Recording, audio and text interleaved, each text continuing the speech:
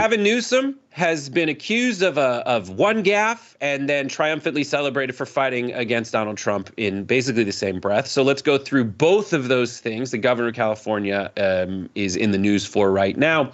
We'll start with what he's been accused of, which is kind of shifting the blame to local folks. Here he is asked about water shortages in Los Angeles during the fires. What is the situation with the water? Obviously, in Palisades, it ran out last night in the hydrants. I was talking to the firefighter on this block. They left because there was no water in the hydrant here. The local folks are trying to figure that out. I mean, just when you have a system that's not dissimilar to what we've seen in other extraordinarily large-scale fires, whether it be pipe, electricity, or whether it just be the complete overwhelm of the system. I mean, those hydrants are typical for 2 or 3 fires, maybe 1 fire. You have something at this scale, but again, that's going to be determined by the local. So there he is showing up for the photo op in Altadena, which is a completely different fire from like the rich folks area. That's like the small town, northern outskirts area.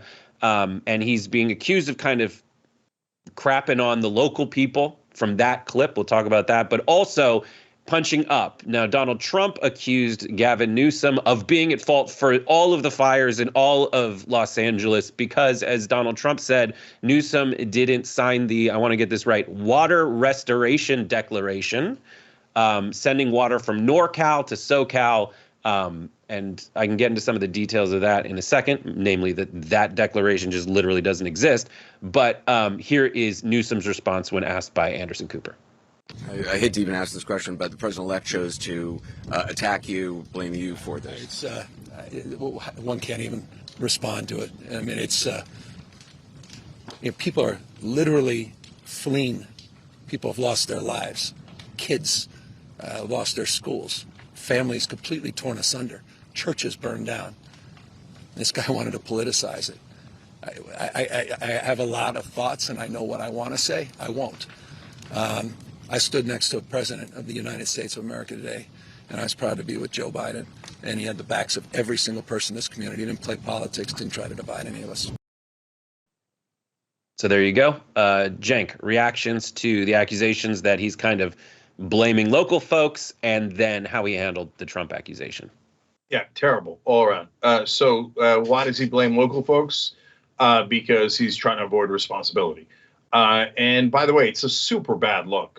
So like people get mad at me when I criticize Democrats. Are you going to get mad at Gavin Newsom? Because he just threw Karen Bass right under that bus. OK. And second of all, he didn't have any answers. So you're the governor. Look, I get it. It's tough. And by the way, the winds are extreme.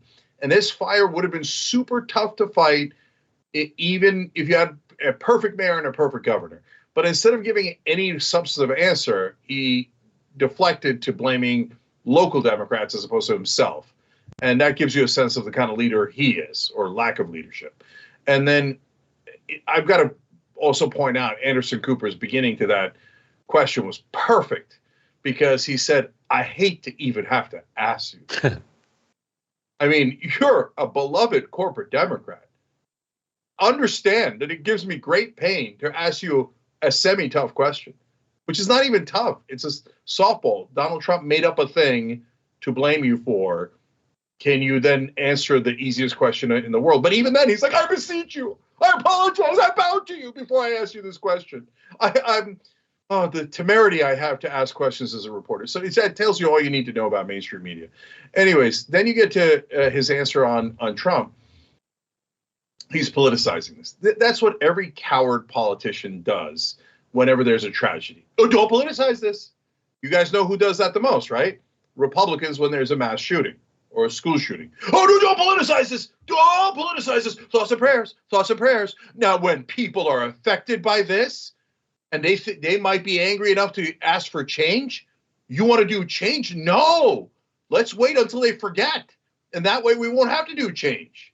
So, no, spare me that nonsense about, he's politicizing. Brother, you're a politician. He's a politician. So don't tell me about it. Not answering the question is politicizing it.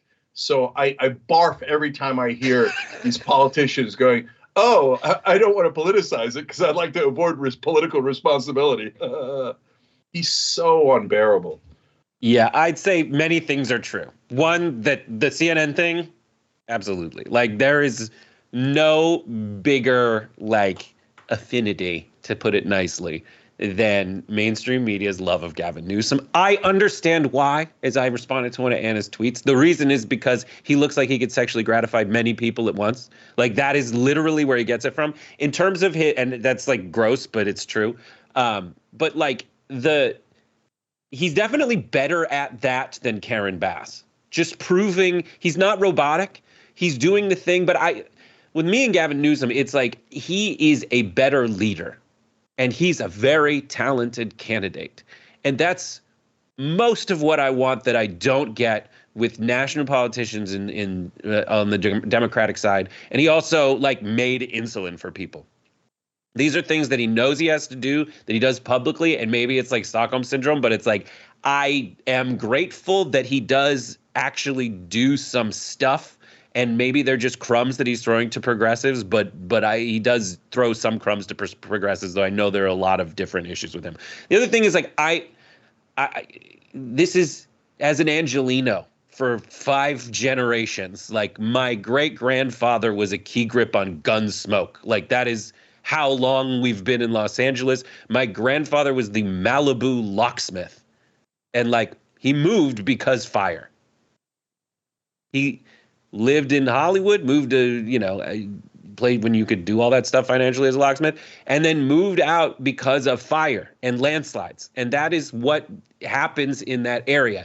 And these are, like, typically the Santa Ana winds peak at a certain time, blah, blah, blah. Everything I'm going to say at the end of it is, like, the first thing people say, yeah, I know it's a really intense fire. Like, that's a huge thing. Yes, this is a giant thing. And no matter how many people you had, like, literally the only way you could put out these flames is if you had a giant dam you could break instantly, because you had high winds that you can't fly planes over.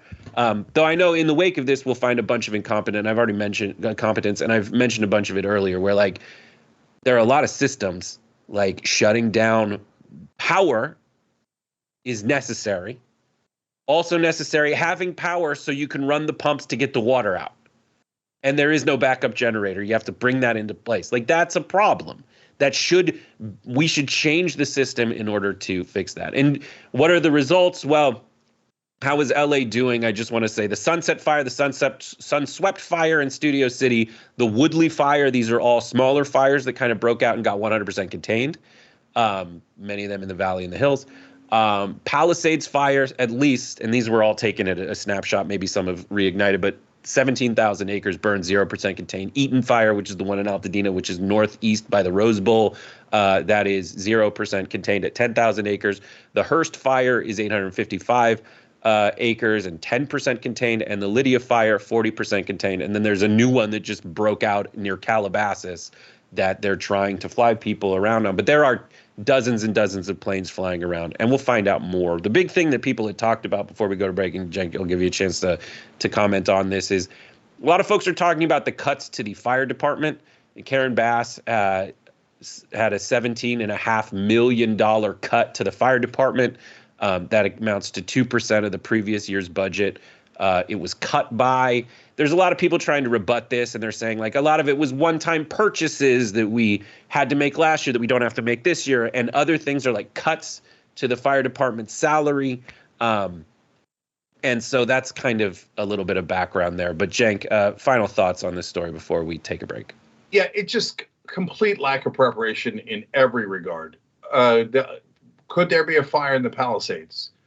That would be one of the first places that I would expect that there would be a fire, right? Because of its positioning in LA. Like, most of the fires start in that Malibu, Calabasas area. That's because there's more, forest area there, and then it jumps into the houses that are nearby. So for that entire area would be my top priority. Oh, hey, it turns out we don't have enough water in the fire hydrants for a fire, or it's going to take longer to bring up the water pressure. These are things that I would hopefully have thought of and planned out. And maybe you can't do it for every area of LA. I get it, and it might be too tough a standard.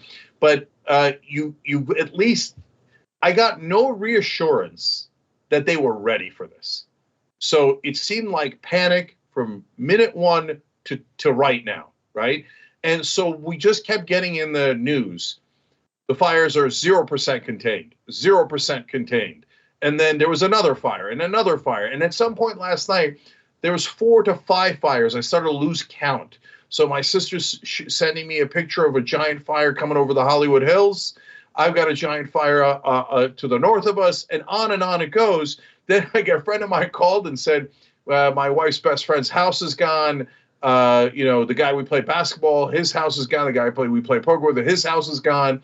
And he started to worry that the fires are going to converge and consume all of LA.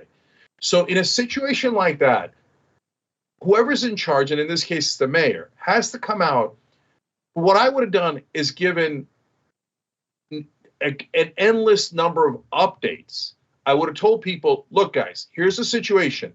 And I would have told them the bad news, and I would have told them whatever is the good news, and I would have given them updates. Like, no, it's a real fire. It's super serious. So if you're in the Palisades, you got to get out of there. Listen to our evacuation orders, et cetera, et cetera. But guys, if you're in this area, don't panic. We'll let you know. And the minute that there's a new fire, I'd get out there and I'd say, here's what's happening. Here's what you need to do. And just have a firm control of the situation and make sure that the citizens don't panic and that they get to safety and that they know that there's someone in charge who's doing it exactly right. Instead, we have, now, if you have problems, go to our URL. Jesus Christ, man. Banal incompetence. And when you're in the middle of a giant natural disaster, banal incompetence doesn't cut it. It doesn't come within a million miles of cutting it. This was an epic disaster. Yesterday, Karen Bass lost her re-election. Look, every neighborhood app is on fire, sorry for the analogy, of F Karen Bass. Like the loathing of Karen Bass is now at a peak because she is deeply incompetent and doesn't care. Meanwhile, I read Politico, a story about her. Oh my God. They're like, she has incredible experience and leadership, and the people of LA love her, but this is a slight blip. Oh, just shut up already, mainstream media. Jesus Christ, man. So, no, she's a goner, and she should be. And that strip of Palisades up through, anyways, I don't know, people north of Montana, like that whole area of Santa Monica, that is like prime fundraiser areas for Democratic politicians nationally and locally. Anyways, we did some polls on YouTube and Twitch, and both said that Karen Bass, and it was guilty or not guilty, Karen Bass and Gavin Newsom, and they came back pretty overwhelmingly guilty, 70% for Karen Bass and 80% for Gavin Newsom. Thanks for watching. If you become a member, you get to watch all this ad-free, except for, of course, this ad. Still, hit the join button below.